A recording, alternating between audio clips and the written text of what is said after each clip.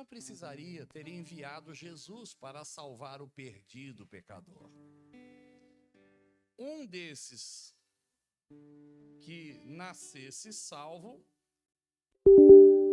poderia ser o representante da natureza humana, dos seres humanos. Mas a gente sabe que não é assim, né? A Bíblia diz que não há um justo sequer. Não há quem busque a Deus. Por natureza, não. Todos pecaram, todos se extraviaram. Porque o salário do pecado é a morte. Porque todos pecaram e destituídos estão da presença, da glória de Deus.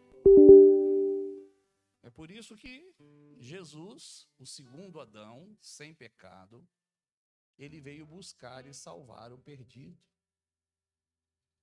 Então essa história salvífica, todos nós aqui sabemos, uns mais, outros menos, alguns a partir de uma perspectiva mais teológica, outros menos teológica, mas todo mundo aqui sabe que, sob a ótica de Deus, sem esta providência salvadora de Deus, né? É aquilo que um louvor da harpa diz: a graça de Deus revelada em Cristo Jesus, meu Senhor, ao mundo perdido é dada, por Deus, de infinito favor. Ninguém merece, ninguém pode exigir por ela, mas Deus resolveu agraciar o pecador, o separado dele, a pessoa morta em delitos e pecados. Todo mundo já nasce com passagem garantida para o inferno. Provavelmente, segundo a Bíblia, se esse bebezinho bater as botas antes de começar a discernir a mão direita da esquerda, provavelmente a obra de Cristo vai dar um jeitinho nele, porque ele tem a natureza, mas não tem a prática. Então a obra de Cristo purifica as consciências de suas obras mortas, coisa que o sangue de bois e de touros não podia fazer. Isso está na Bíblia, quem já leu Hebreus sabe do que eu estou falando. Mas começou a discernir a mão direita da esquerda, sabe? Começa aquele negócio que a Bíblia fala: a estultice está no coração da criança, mas a vara da correção a afugentará. Começou a marrudice, sabe? Já sabendo que não está legal, essa alminha já está na pendura. Porque a consciência está despertando. Já sabe por que está batendo o pezinho. Já sabe por que está respondendo. Sem contar que ainda tem os pais que incentivam, né, a errarem. Aí acelerou o processo. Então não adianta. A pessoa já nasce, por natureza, com a passagem, o bilhete na mão de cidadão do inferno, com a garantia de que será promovido ao lago de fogo. Está na Bíblia. Isso é evangelho.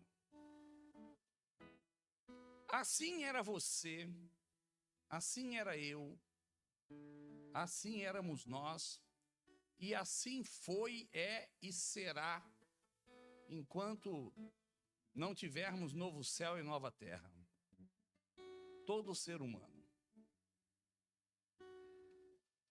E sendo assim, não importa se muito ou pouco, mas todos nós servíamos ao pecado.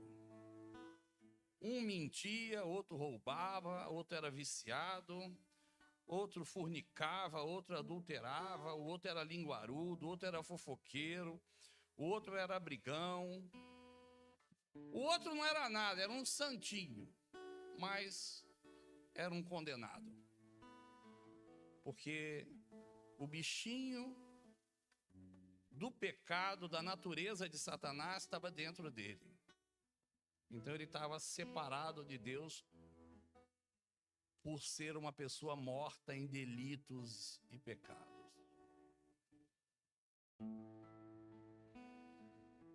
Até mesmo aquele que pagava suas contas, não trambicava ninguém, não fazia hora no trabalho para enrolar o patrão, até mesmo esse.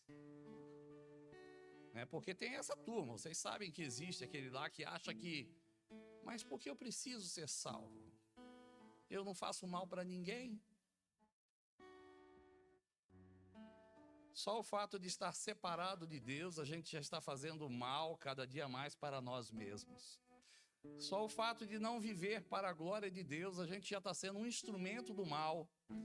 No mínimo para dar um mau exemplo para alguém, dizendo com voz ou sem voz, você também não precisa de Deus, porque eu não preciso. Então, nós, qualquer ser humano, não importa.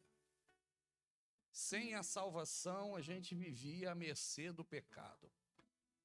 A nossa mão era serva do pecado, os nossos pés eram servos do pecado, os nossos olhos eram servos do pecado, todo o nosso ser era servo do pecado. Vocês sabem que isso é verdade. Vocês sabem. Um servia os demônios, outro servia Buda, outro servia a cachaça, outro servia o carnaval, outro servia o pagode. O mais santinho servia o próprio ventre, cujo Deus é o ventre, está na Bíblia. O mais santinho.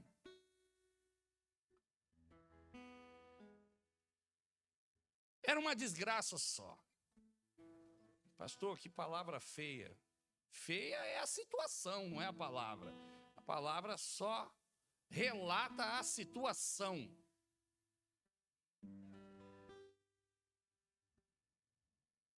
A situação da pessoa desprovida da graça.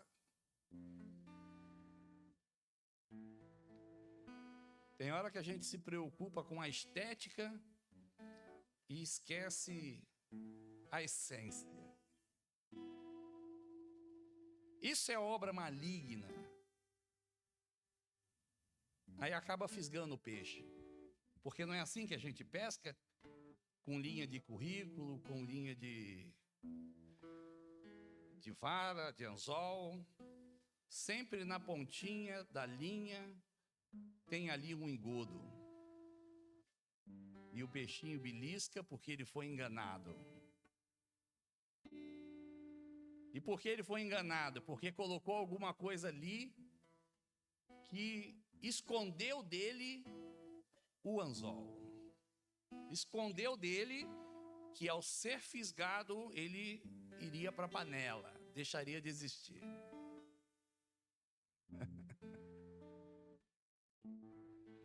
Então todos nós éramos assim. Ponto, é simples assim. Aí Deus olha lá do céu, ele resolve salvar a gente.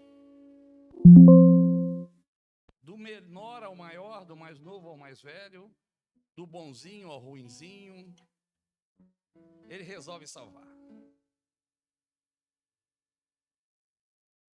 Ele decidiu, nenhum anjo convenceu ele. A miséria do ser humano não convenceu ele. Nada disso convenceu ele. Nada. A Bíblia diz que ele mesmo se convenceu, segundo o beneplácito da sua vontade.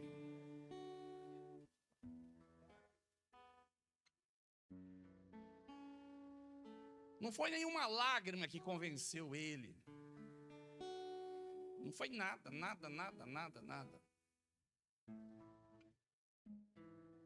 O lixo não convenceu, não fez nada. E não tinha nada que pudesse fazer para convencer o santo, para conquistar o santo.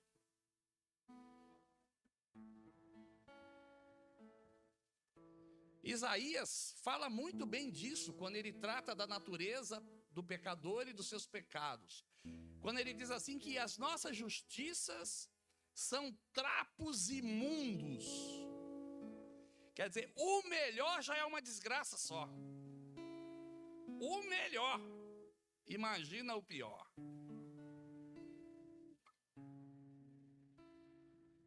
De uma maneira um pouco mais branda, ele fala assim, você aí que fique sabendo, seus caminhos estão longe dos caminhos de Deus e os seus pensamentos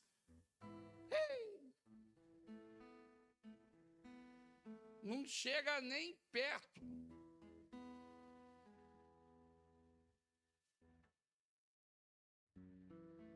Então Deus decidiu. Ele decidiu.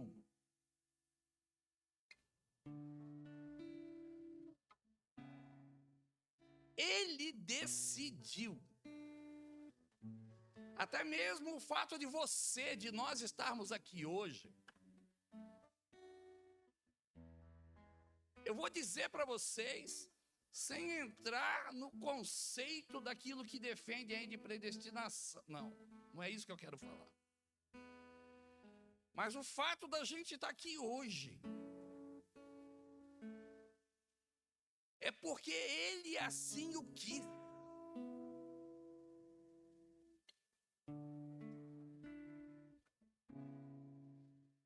O fato da gente estar ouvindo esta palavra, cantando esses louvores, hoje ou tantas outras vezes, é o que Pedro fala. É a misericórdia de Deus. É a sua longanimidade. Ele não quer que ninguém se perca, mas que todos sejam salvos. Obrigado, Jesus. Obrigado.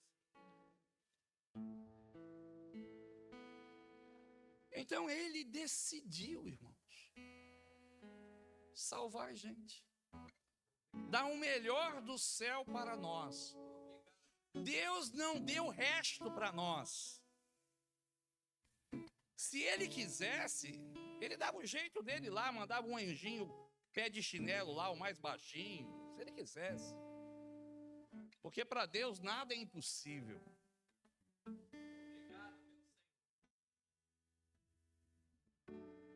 Mas ele não quis assim. Para o lixo, para o perdido, para o cidadão do inferno, para o membro efetivo do Lago de Fogo, ele pegou o melhor que ele tinha, ele mesmo.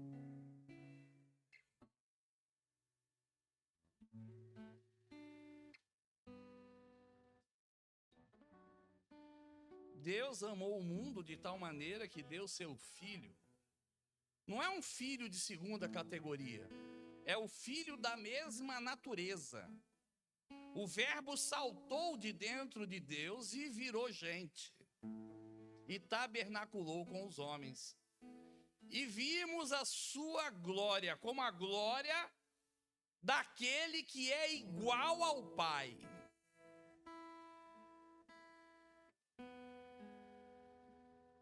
E isso cheio de graça e de verdade.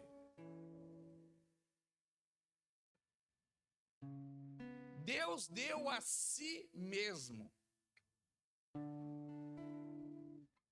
Ele não ficou escolhendo lá no céu, sabe? Não, isso aqui tá bom. Não, isso aqui resolve. Igual a gente costuma fazer, né? A gente faz isso quando tem que abençoar alguém, a gente faz isso quando tem que dar uma oferta na igreja, a gente faz isso quando somos convocados a fazer a obra de Deus, a gente faz isso. Ó, isso dá para fazer, isso não dá. Se der, eu vou. Não, isso não. Mas aquilo. Se não me promover, eu não faço.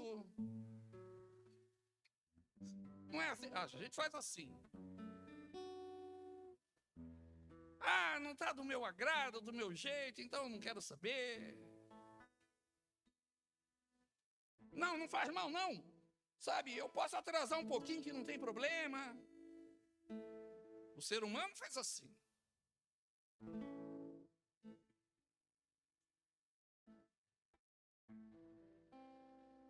Mas Deus não. Deus pegou o melhor. O melhor para salvar o pior.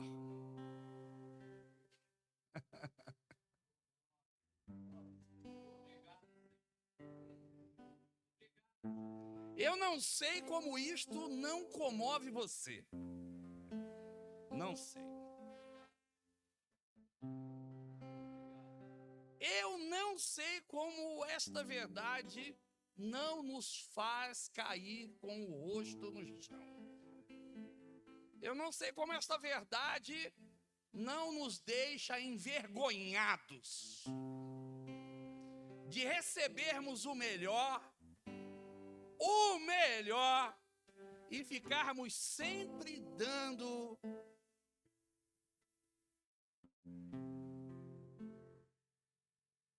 o pior, ou mais ou menos.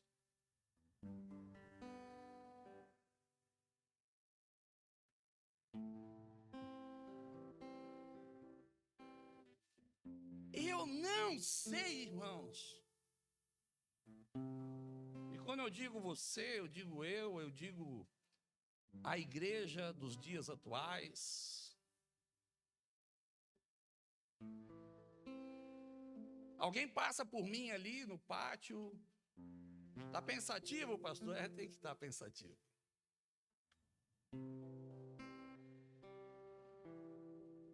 Eu tenho que estar pensativo em como eu posso, sabe, não recompensar a Deus, porque é impossível recompensar a Deus, mas em como receber melhor esta dádiva, este algo melhor do céu. Porque não dá para recompensar. Mas eu fico pensando, Senhor, como dá para melhorar? Para eu ir além das palavras. Isso é sério, irmãos. Vou dar um exemplo aqui para vocês. Os crentes falam de amor, como se amor fosse um sentimento, simplesmente. Não descarto a presença de sentimento nas expressões de amor. Mas se você ler 1 Coríntios 13, você verá que amor é muito mais do que sentimento. Porque alguém pode ter sentimento, emoção, sabe, de amor, mas não ter as práticas amorosas. Está na Bíblia.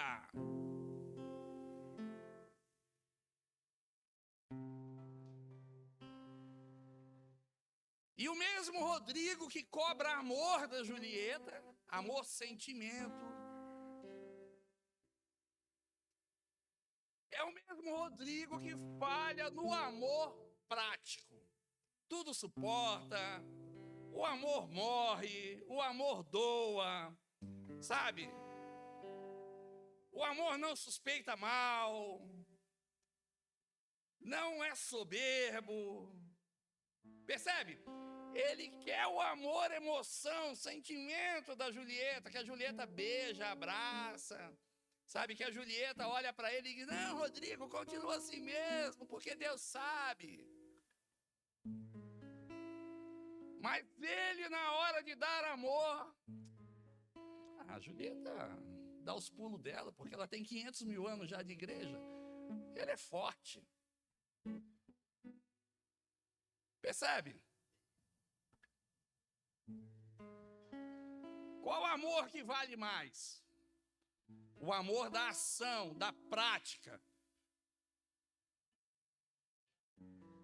Deus estava em Cristo reconciliando consigo mesmo o lixo, o mundo perdido, o pecador.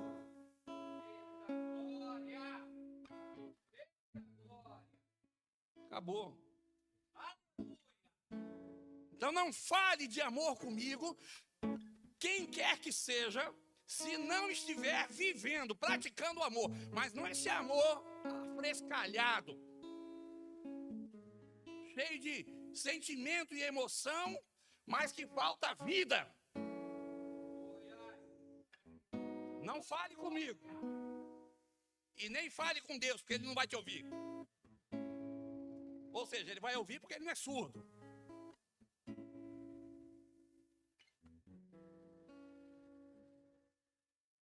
Ele tratou disso aonde tinha dons. E olha que os dons eram manifestação do Espírito Santo. Está lá na Bíblia, 1 Coríntios 12. Aí Paulo encerra o capítulo, aí ele vai para o 13, né? Aí tem um versículo aqui, ele diz assim, ó, um caminho mais excelente eu vou mostrar para vocês. Ora, se ele falou isso sobre os dons, dizendo que tinha coisa mais excelente do que certas manifestações do Espírito.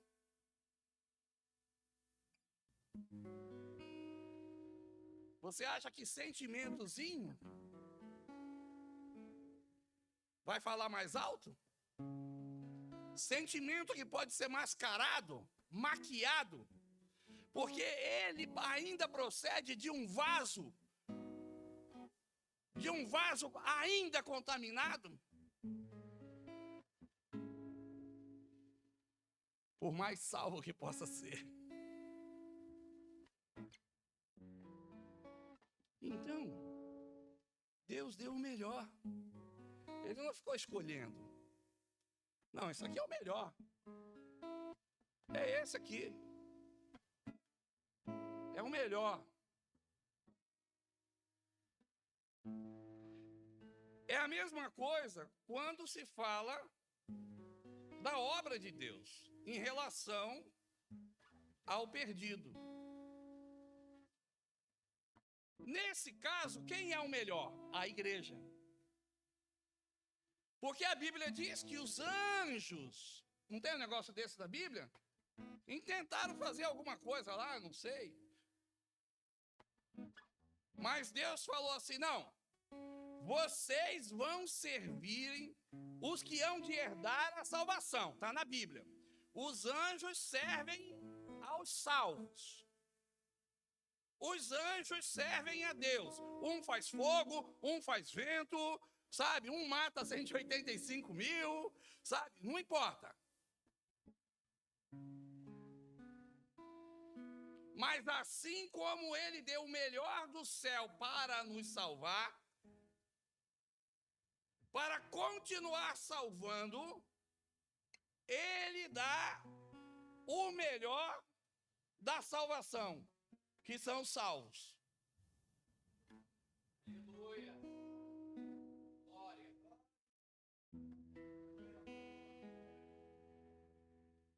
Não é o pagodeiro que canta hino. Isso aí é o diabo disfarçando ali. Porque Jesus falou assim, assim como o Pai me enviou, eu envio a vocês. Assim como eu recebi o Espírito, eu dou o Espírito para vocês fazerem a obra. E não é só obra de fazer parte de um grupo dentro da igreja que faz algum tipo de trabalho. Isso é importante. Mas é a obra do testemunho continuado, do testemunho pessoal. De quem não era nada, não tinha nada, mas Deus deu tudo para essa pessoa expressar o tudo que recebeu. Mas o que eu faço? Deus me dá 1 milhão e eu fico dando moedinha. Moedinha. Tá chovendo, não posso. Tá frio, não posso. O fulano não sorriu para mim, não posso. Comprei uma junta de boi, não posso. Tenho que ir num casamento, não posso. Vou casar, não posso. Eu só posso meio expediente. Moedinha.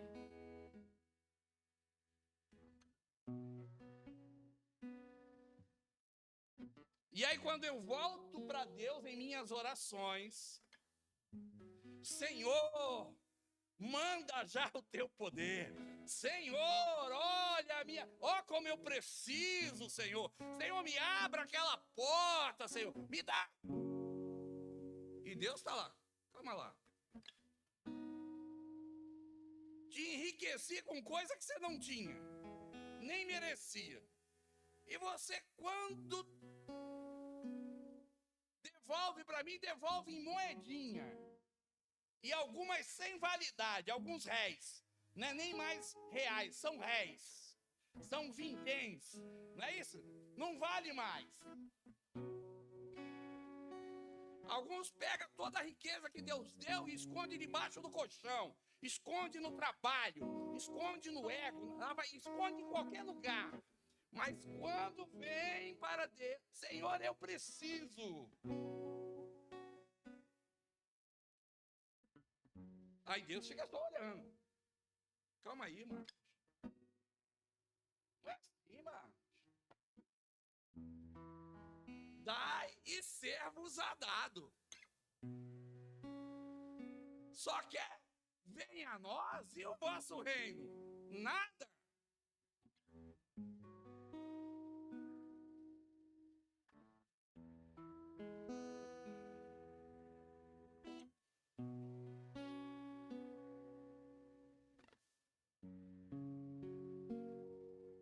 Conseguindo acompanhar?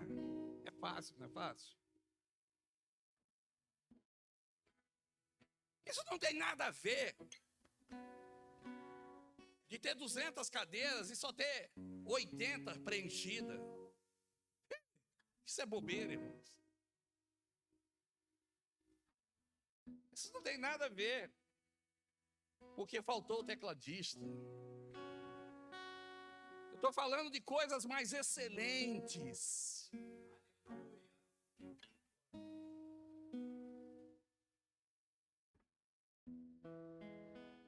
Porque são as coisas excelentes que fazem o jarro transbordar.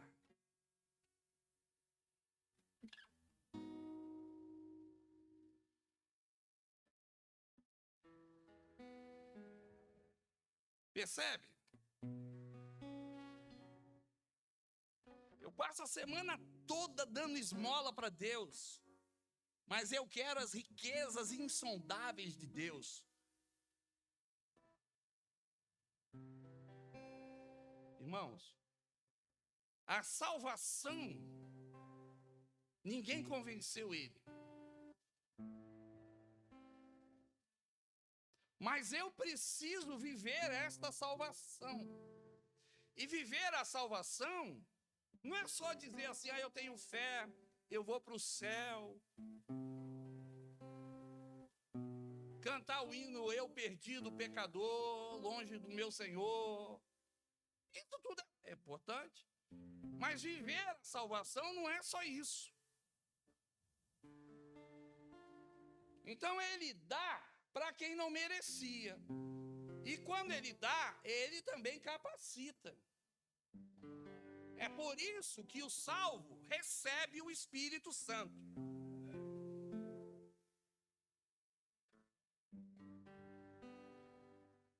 O Espírito Santo garante a salvação no crente e faz o crente adorar em espírito e em verdade. E a gente já aprendeu aqui o que é culto, o que é adoração, o que é louvor. Passei uns 4 domingos ensinando aqui, pregando. Sem contar as outras vezes.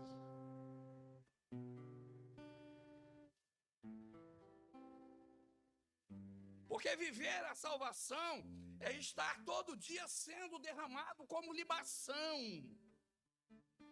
Viver a salvação é trazer no corpo as marcas de Cristo. Viver a salvação é ter a igreja sendo gerada dentro de nós todo dia. Mas o que está sendo gerado muitas vezes em nós é qualquer outra coisa, menos a igreja. Menos a igreja.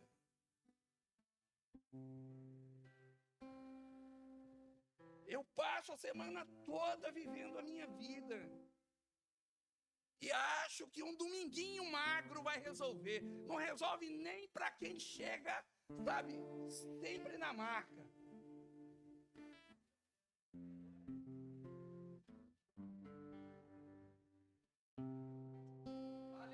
Eu me lembro muito bem. Uma vez eu saí com o pastor Joab, há muitos anos atrás. Eu fui num congresso de juventude lá em Friburgo. E lá aquela juventude cantou um louvor. Vidas frias, né? Vidas vazias. Igrejas frias, vidas vazias. Vivendo de programas sociais. Imaginando que o poder foi para os séculos atrás.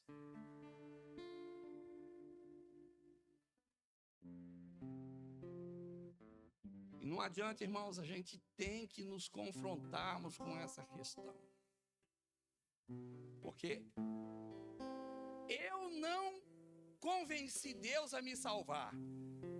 Ele decidiu fazer isto. Mas eu tenho que pegar esta salvação, este tesouro que não dá para calcular o valor.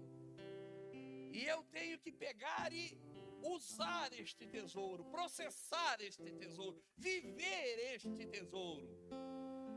Por isso que Pedro, repetindo um salmo, ele diz: provai e vede que o Senhor é bom.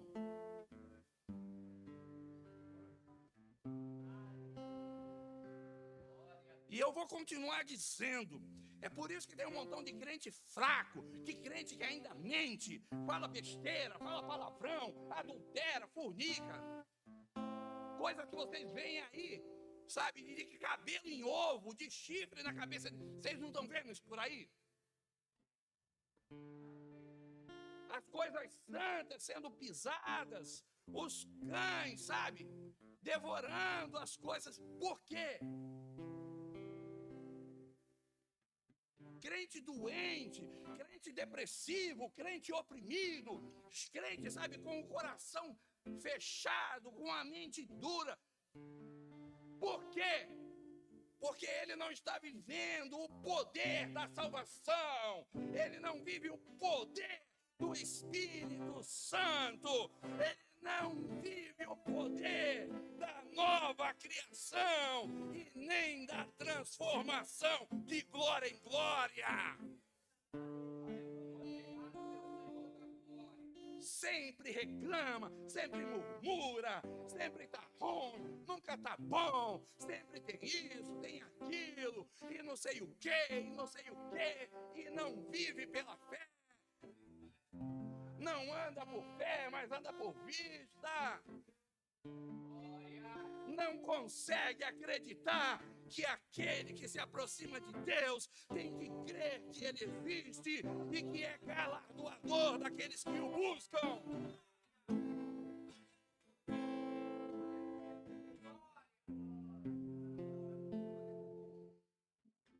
recebe uma riqueza enorme, mas fica dando vintém para Deus, moeda sem valor, e acha que está fazendo muito.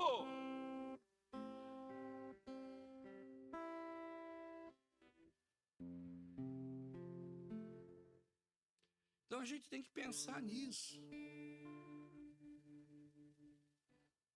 E aí, pastor, aonde entra? Essa introdução já alongou muito. Onde entra os boicotadores da fé? Já entrou, já viu, estou mostrando para vocês. Porque quem não vive à altura da salvação está apunhalando a fé pelas costas, está apunhalando a Deus pelas costas, está traindo os céus, está traindo a pátria, sabe, celestial. É uma falsidade, é uma mentira ambulante.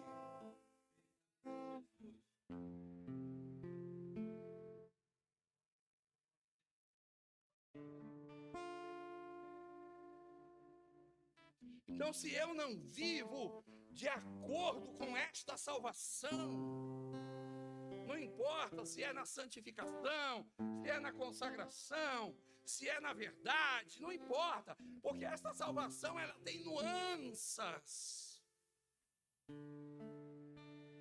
Ela trabalha no meu espírito, na minha alma e no meu corpo. Então não adianta eu ter uma alma inclinada para Deus, mas um espírito longe de Deus. Ah, eu quero Deus, mas acendo uma vela para o diabo. Porque querer Deus é uma questão de consciência. Mas a vontade é da alma. Aí eu vou, acendo. Percebe? Não adianta eu falar que eu adoro Deus em espírito, mas o meu corpo não anda, sabe, inclinado para Deus, a serviço de Deus. Porque quando eu estava lá atrás no mundo, vai ler Romanos 6, 7 e 8, nós veremos isso.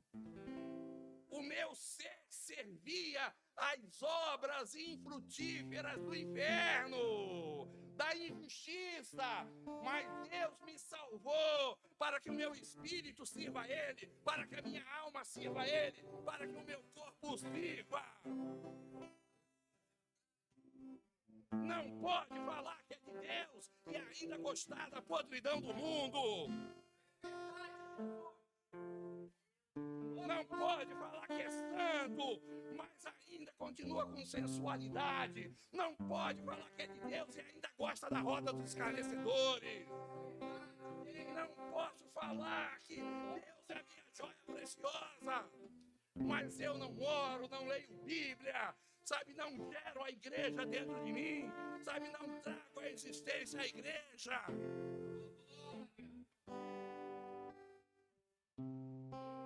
Marcos mentiroso, seu falsário.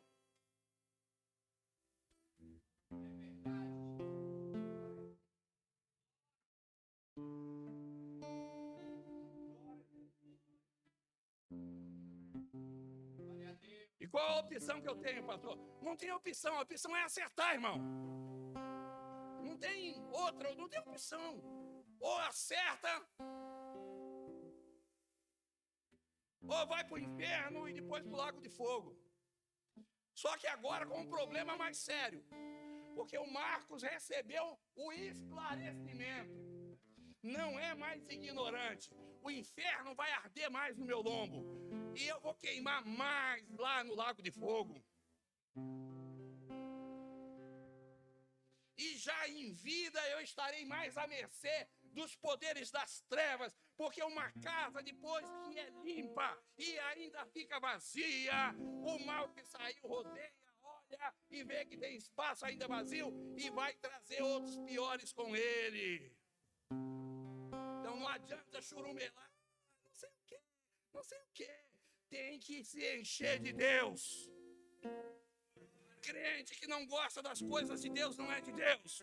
Crente que acha que não precisa da igreja não é de Deus. Crente que acha que não precisa trabalhar para não é de Deus.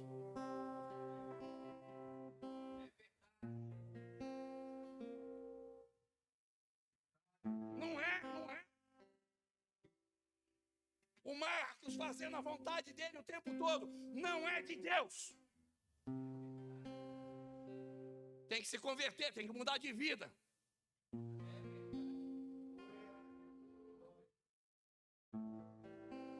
Senão será sempre uma pedra de tropeço. Sabe de uma coisa? O Marcos não consegue, o Fábio não consegue tirar a pedra de tropeço. Mas Deus tira a pedra de tropeço, Fábio.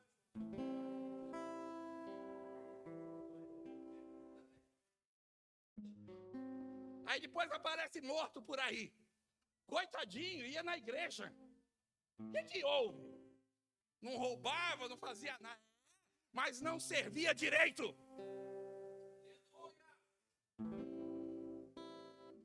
O fulano se matou, tirou a vida, coitadinho, vamos salvar ele. Salvar nada, porque se ele tivesse firme na rocha, ele não se mataria.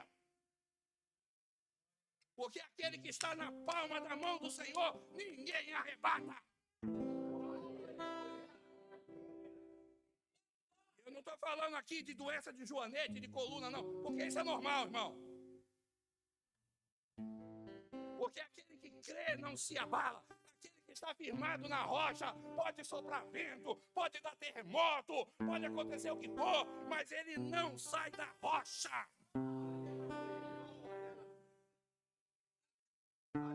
Então não põe a culpa nela.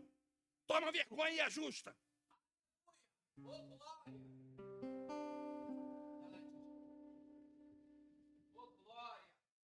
Porque se eu não fizer isso, Rodrigo, eu vou estar boicotando a obra.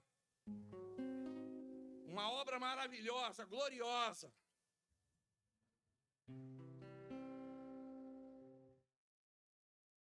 Mas eu não falo bem de Deus, eu não falo bem da obra. Eu não vivo para a glória de Deus, para a glória da sua obra. Eu não vivo. Mas com cara de crente. Isso é crente.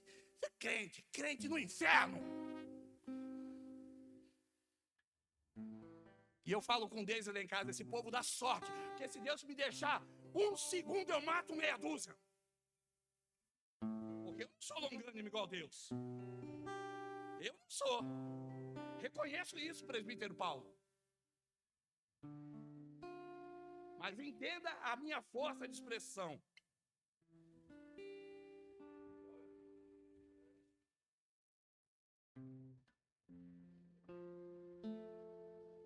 Então eu vou encerrar.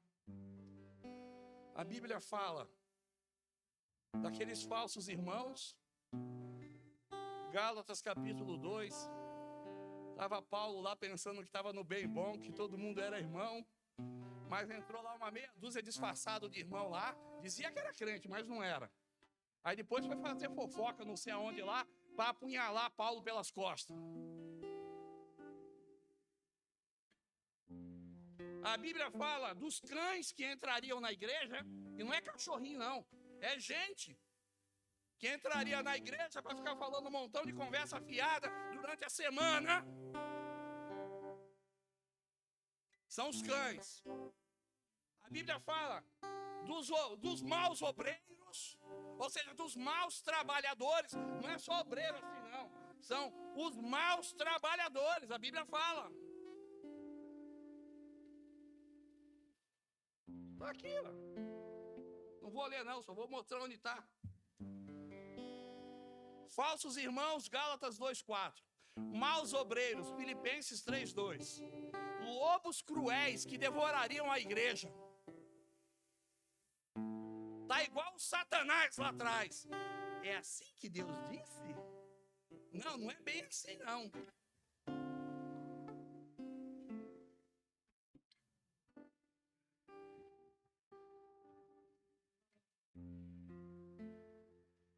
Está aí hoje ainda. Até os que tinham aparência de piedade, mas negando a sua eficácia. Eu sou crente, eu faço a obra. Mentiroso. Aparência de piedade, mas negando a sua eficácia. Está lá em 2 Timóteo 3:5. E lá em Judas 1:19, tem até os que causam divisão.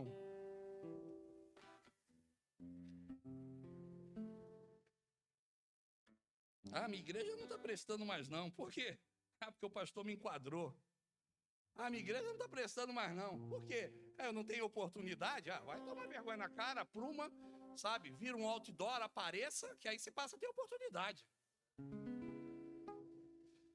Oportunidade de servir todo mundo tem, meu irmão. Tô com o quintal sujo aí da igreja, precisa lavar a calçada. Tem dia que a Daniela precisa de ajuda aqui para aspirar. A janela precisa de lavar por fora.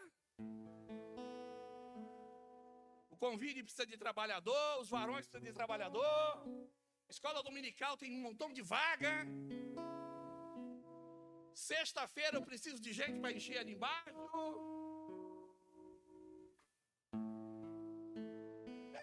Isso aí é o trabalho pronto para ti, cristão.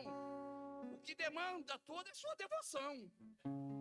Venha alegremente a Cristo obedecer, pois só tu, fulano, ciclano, beltrano, poderá fazer.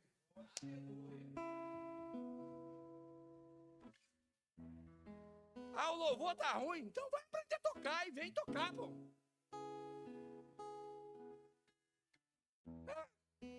É simples. Tem vaga. O que não falta é vaga na igreja, na obra de Deus. Não falta. Mas quando eu não faço, eu estou boicotando a obra. Aí depois eu quero que as outras 120 vagas enchem.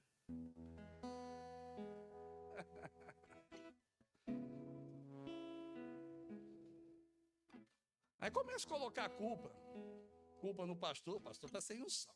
Ah, não, o ministério está fraco. Ah, a oração não tem... Eu começo a arrumar culpa. Então eu encerro lendo aqui um versículo de Judas. O versículo 3, do capítulo 1, que só tem um capítulo. Amados, quando empregava toda a diligência em escrever-vos acerca da vossa salvação comum, foi que me senti obrigado a corresponder-me convosco, exortando-vos a batalhardes, a lutardes, cuidadosamente, com empenho, com dedicação. Para quê? Para ganhar salário maior? Não, isso é outra coisa. Lutar pela fé que um dia você recebeu. Tá aqui, ó. Batalhar pela fé que um dia eu recebi. A fé que um dia foi entregue aos santos. Tá aqui, ó. Então, irmão, me permita, com todo o carinho, com todo o respeito que eu tenho por vocês,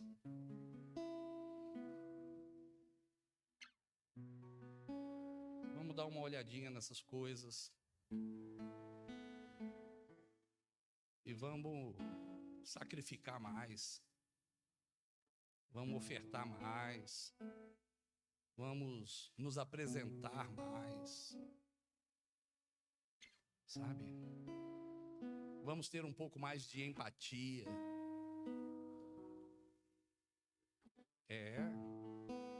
Se coloca mais no lugar do pastor, se coloca mais no lugar daqueles que vêm aqui à frente pregar, ensinar. Se coloca no lugar das regentes do departamento, dos dirigentes, dos setores. Se coloca no lugar. Isso é empatia. Não seja aquele jogador. Os irmãos sabem o que eu vou falar aqui. Quando era lá atrás, eu jogava muito sinuca, né? Eu jogava muito bilhar. E aí ficava aquele pessoal do lado de fora só dando opinião. Não tinha isso? Do lado de fora, irmão, a gente enxerga tudo. Do lado de fora, tudo é fácil.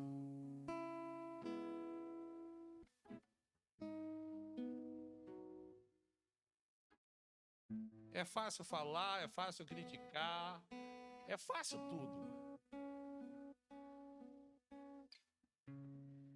uma experiência, não estou dizendo que vocês não estejam fazendo. Vamos nos aplicar mais. Entra no fogo, porque uma coisa é eu sentir a temperatura do fogo ao redor da fogueira. Outra coisa é eu decidir virar uma brasa. Mora, meu. Virar uma brasa. Os velhinhos aí já gostaram já, né? Já gostaram. Tá bom? Eu quero virar uma brasa. Se você não se lançar na fogueira, você nunca virará brasa. Sabe por quê? Porque você nunca será incendiado. Porque primeiro tem que ser incendiado. Aí será queimado. E quando for bastante queimado, vira brasa. É o que Paulo falou. Me gastarei e me deixarei gastar. Para o meu umbigo? Não. Para os meus interesses? Não. Pela obra de Deus. Que não venhamos nós nos conformarmos só com o calorzinho ao redor da fogueira. Eu quero, então eu vou virar brasa. Se joga na fogueira. Porque qualquer coisa menos que isso, seremos sabotadores da obra. É assim que a Bíblia diz. E eu sei que vocês não querem ser assim. Eu sei disso. Só precisa de um empurrãozinho. Estou aqui quase todo domingo empurrando vocês. Fiquemos em pé.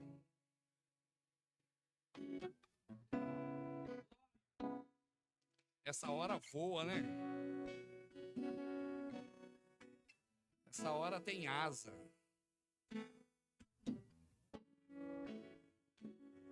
Essa hora tem asa.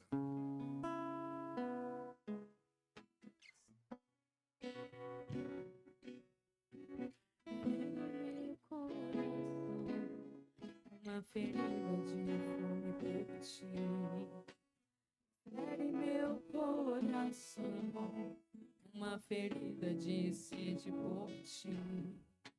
Ensina-me a clamar e a suplicar até que o Senhor venha. Diga, fere meu coração mais uma vez. Meu coração, uma ferida de fome por ti. Fere meu coração, uma ferida de sede por ti.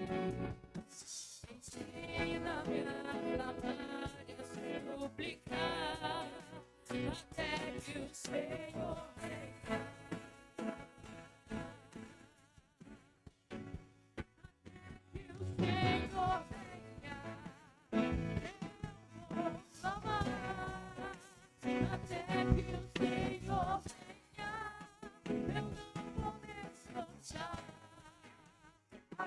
Que o Senhor chega, eu vou na minha vida, diante do teu altar, diante do teu altar, até que o Senhor venha, eu vou falar, até que o Senhor venha, eu não vou me cansar. Que o Senhor venha, minha vida, diante do teu altar, diante do teu altar.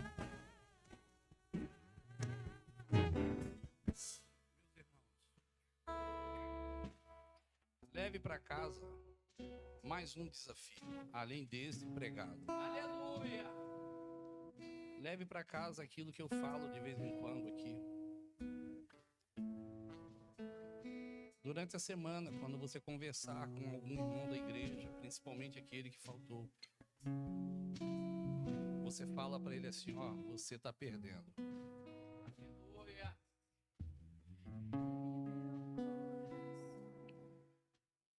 Com quem você conversar durante a semana, mensagens que você trocar. Fala com as pessoas, ó. A minha igreja é o melhor lugar do mundo. Lá é pregada a melhor mensagem do mundo. Lá é ensinado a melhor aula de escola dominical do mundo. Lá eu tenho os melhores irmãos do mundo.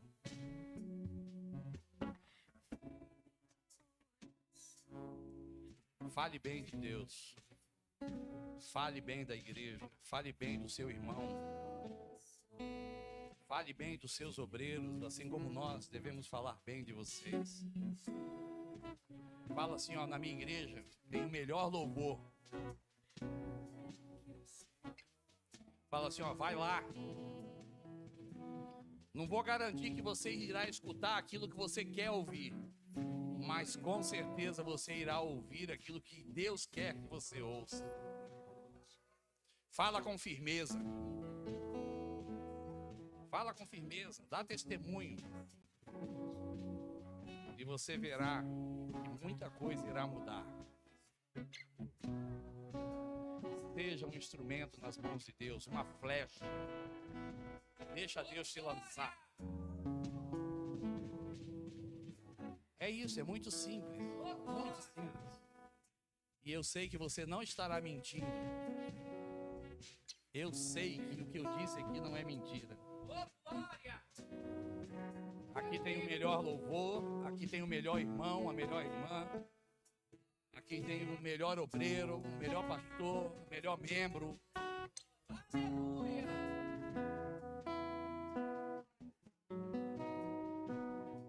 Quando eu digo melhor, vocês estão entendendo, né? Não é que sejamos superiores, não é isso não.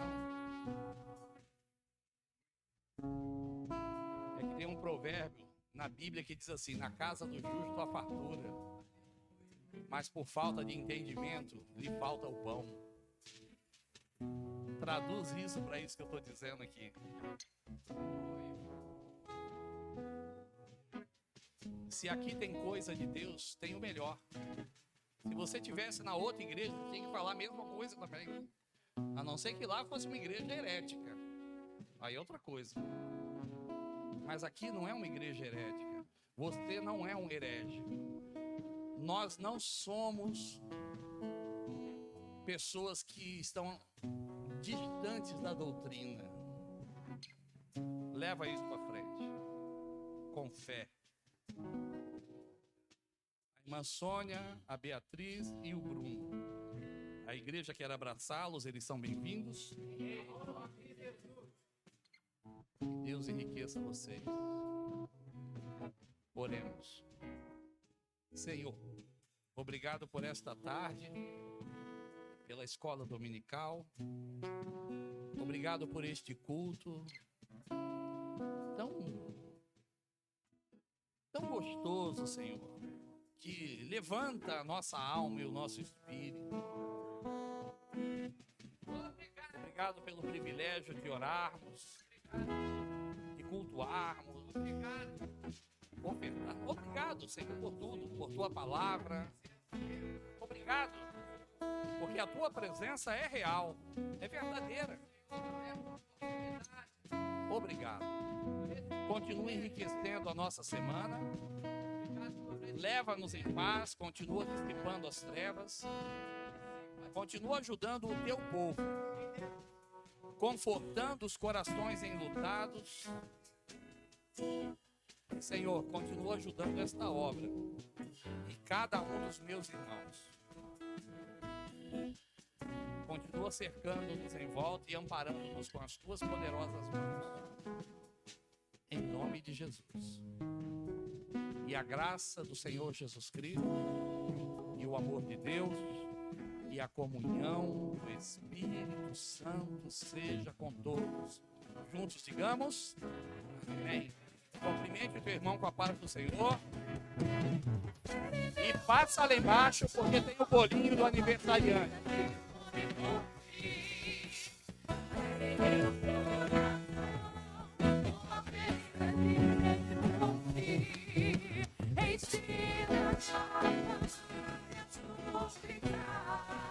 até que o Senhor venha.